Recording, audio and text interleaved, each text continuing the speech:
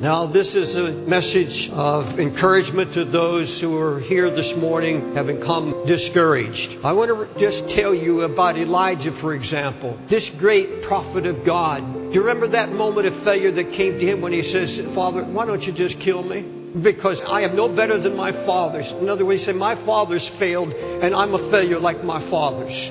He said, just take my life. David Livingstone was one of the greatest missionaries of all times. He opened Africa to the gospel. A man who had given body, soul, ministry, life, everything to the Lord and the sacrifice of his life to Christ. And this is what he said, I've only opened up the slave trade, and all the mission societies that he had raised up are bearing no fruit. And after 23 years of labor, my work seems in me to be in vain. I have labored in vain. David Bowen. He gave up riches and wealth and fame. And he went as a single man to Bombay, India. And he decided to give up his mission support. And he began to dress like the natives. And he lived in a little insignificant, poor neighborhood in a hut. He died as the most respected missionary in India.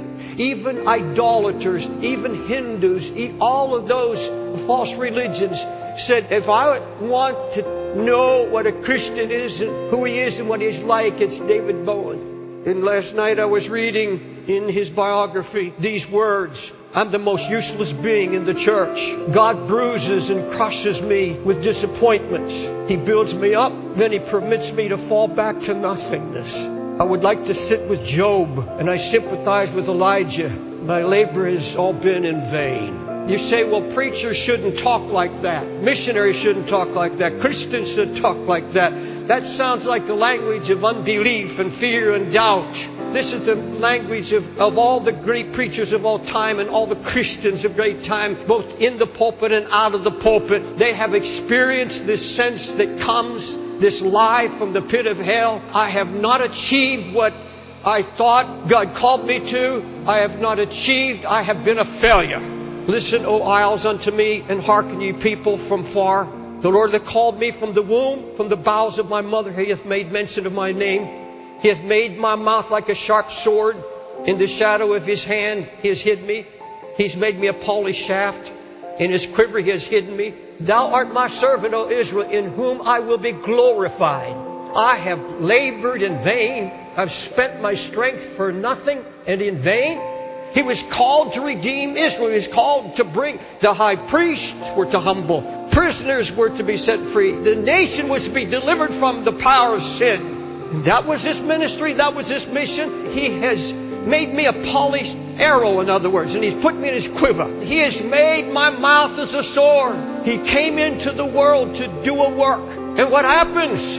They rejected him as a person. Those sharp, piercing words, they ignored and hardened their hearts so they could not be pierced. He came to a whole generation that saw his miracles. They had blinded eyes opened, the deaf were able to hear, and the blind could see, and the dead were raised. And then they ignored his miracles, or they belittled his miracles, or thought nothing of it. Israel crying out, crucify him. And here's Jesus standing before Jerusalem, and he said, oh, Jerusalem, Jerusalem, how I would have gathered you as a mother hen gathers her chicks under her wings, but you would not. So your house is left to you desolate. Can you imagine the pain with which Jesus had to say those words? He knew he was going to be crucified for the people who he came to give his life. He did everything according to the mind of God. I have labored in vain. Why have all the spiritual giants and warriors of all time uttered these words at time? Because it is the measuring of little results in comparison to the great and high expectations. The truth is, we're all called to one grand purpose. Every one of us are called to be like Christ. That is our calling. You have to have this cry in you, I want to be like Jesus. I don't want to live in the flesh.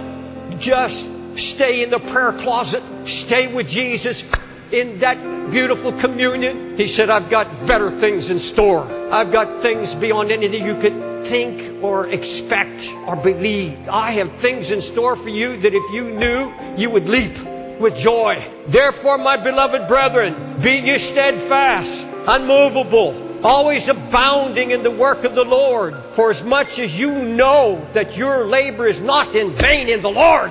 get back to work. Get back to doing what I told you to do. And just trust the Lord. Stay in prayer. Believe God.